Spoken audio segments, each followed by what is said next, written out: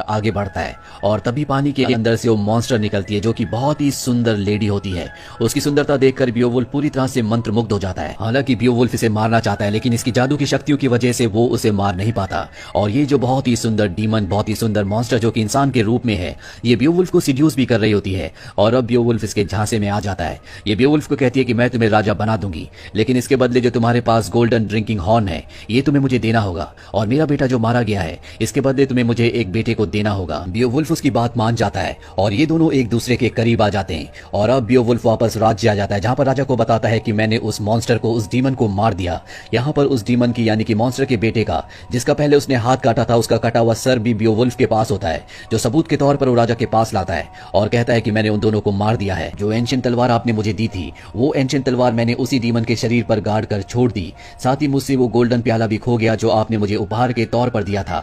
हालांकि राजा को अभी भी उसकी बातों पर विश्वास नहीं होता, इसीलिए वो बियोवुल्फ को अपने साथ एकांत में ले जाता है और उसे बताता है कि एक बार पहले मेरा भी उससे सामना हो चुका है। वो एक जादूगरनी है, उसके सुंदर रूप के जाल में मैं फंस गया, जिस वजह से मैं उसके बच्चे का पिता बन गया, उस बच्चे का जो कि एक मॉन्स्टर था जिसे तुमने मारा है। लेकिन अब इन बातों से कोई फर्क नहीं पड़ता। अब जब दोनों ही मारे जा चुके हैं तो श्राप हमेशा के लिए खत्म हो चुका है। लेकिन बियोवुल्फ को एहसास होता है कि श्राप खत्म नहीं हुआ, बल्कि जो श्राप पहले राजा के ऊपर था अब वो उसके ऊपर आ चुका है। और अब राजा घोषणा करता है कि मेरे बाद इस राज्य का राजा बियोवुल्फ होगा। और इसके बाद वो अपनी जान दे देता है, उसकी बॉडी नीचे गिर जाती है। सभी लोग बियोवुल्फ के सामने घुटने टेक देते हैं, उसे अपना राजा मान लेते हैं।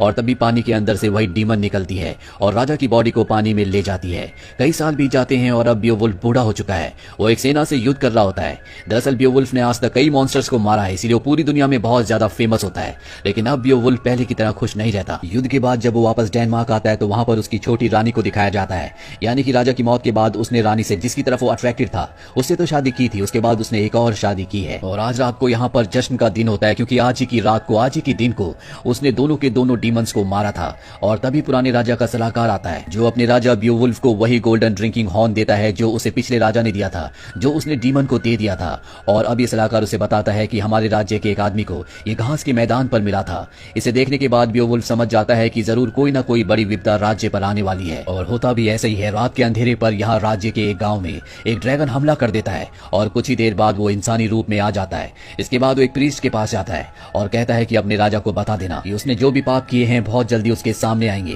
प्रीस्ट बियोवुल्फ के पास जाता है और उसे सब कुछ बता देता है। यहाँ पर बियोवुल्फ समझ जाता है कि जो ड्रैगन प्रीस्ट के पास आया था वो और कोई नहीं बल्कि उसी डीमन का बेटा है जिसे उसने गोल्डन ड्रिंकिंग हॉर्न दिया था और वादा किया था कि वो उसे एक बच्चा भी देगा। जिसके बाद बियोवुल्फ और वो सुंदर डीमन एक दूसरे के करीब आ गए थे।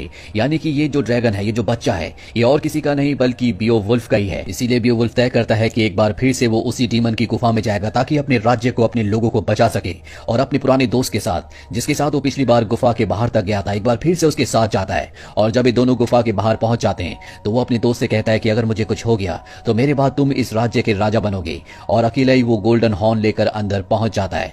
वो वहां पर गोल्डन हॉर्न फेंकता है, जिसके बाद वो गोल्डन डीमन वहां पर अपीयर होती है। बियोवुल्फ उसे कहता है कि अपना ये गोल्डन हॉर्न ले लो और मेरे लोगों को छोड़ दो, पर वो उसे मना कर देती है। और अब यहाँ पर ड्रैगन आता है जो बियोवुल्फ के ऊपर हमला कर देता है। बियोवुल्फ किसी तरह से बचकर यहाँ से बाहर निकल जाता है जहां पर उसका दोस्त भी होता है। और ये दोनों के दोनों देखते हैं कि वो गोल्डन ड्रैगन अब उन्हीं के राज्य की तरफ जा रहा है। ये दोनों उसे रोकने के लिए घोड़े से उसका पीछा करते हैं। बियोवुल्फ अपनी कुल्हाड़ी से उस ड्रैगन पर हमला करता है। उस कुल्हाड़ी के साथ एक रस्सी भी बंधी होती है और बियोवुल्फ उससे लटक कर ऊपर हवा में उड़ना शुरू कर देता है।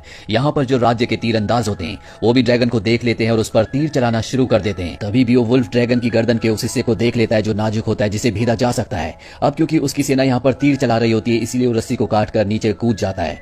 ड्रैगन उसके लगभग सभी सैनिकों को मार देता है, चारों तरफ आग जला देता है। बियोवुल्फ एक ब्रिज पर जाता है और ड्रैगन के ऊपर कूद जाता है।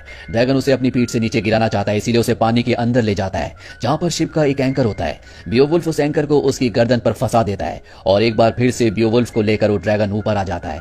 दरअसल वो ड्रैगन अब दोनों रानियों को भी मारना चाहता है, पर बियोवुल्फ बड़ी बहादुरी से उसके एक पंख को चीर देता है जिससे उसे उड़ने में परेशानी होती है। और अब वो ड्रैगन रानियों के सामने होता है। वो अपने मुंह से आग निकालकर उन्हें जलाने वाला होता है कि बियोवुल्फ उसकी गर्दन के उस हिस्से को चीर देता है जो नाजुक होता है, जिस वजह से आग उसके मुंह से नहीं बल्कि गर्दन से निकलती है। और इसके बाद बियोवुल्फ उसके दिल वाले हिस्से को चीर कर अपने हाथ से उसके दिल को बाहर निकाल देता है, जिससे वो ड्रैगन नीचे गिर जाता है। और नीचे गिरने के बाद वो इंसानी रूप में आ जाता है।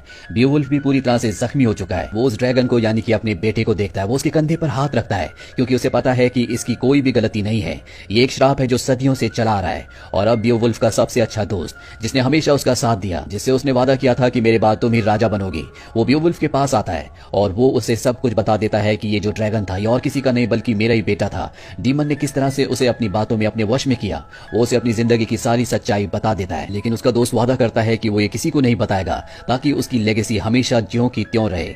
और अब वो अपने दोस्त को यानी कि बियोवुल्फ को फाइनल फ्यूनरल देता है जो कि पुराने रीति रिवाजों से होता है। वो उसकी बॉडी को शिप में रखकर समंदर में आग लगाकर छोड़ देता है। दरअसल बियोवुल्फ के वादे के मुताबिक अब ये यहाँ का राजा है। और तभी इस नए राजा को रेत में वही गोल्डन ड्रिंकिंग हॉर्न दिखता है जो बियोवुल्फ को पुराने राजा ने दिया था। और जब वो समंदर की तरफ देखता है तो वहां पर वही डीमन शिप के पास जाती है और वो बियोवुल्फ को आखिरी अलविदा करती है। और अब वो इस नए राजा की तरफ आना शुरू कर देती है। ये राजा भी उसकी खूबसूरती से अट्रैक्ट हो जाता है, उसकी तरफ पूरी तरह से मंत्रमुग्ध हो जाता है। यानी कि जो गलती सबसे पहले राजा ने की थी उसके बाद बियोवुल्फ ने की थी, अब ये भी वही गलती करने वाला है। यानी कि श्राप अब कभी खत्म नहीं होगा। तो ये थी पूरी कहानी फिल्म बियोवुल्फ की। ये फिल्म ईयर 2007 में रिलीज हुई थी। IMDb पर इसकी रेटिंग है 6.7। उम्मीद करते हैं कि ये कहानी आपको पसंद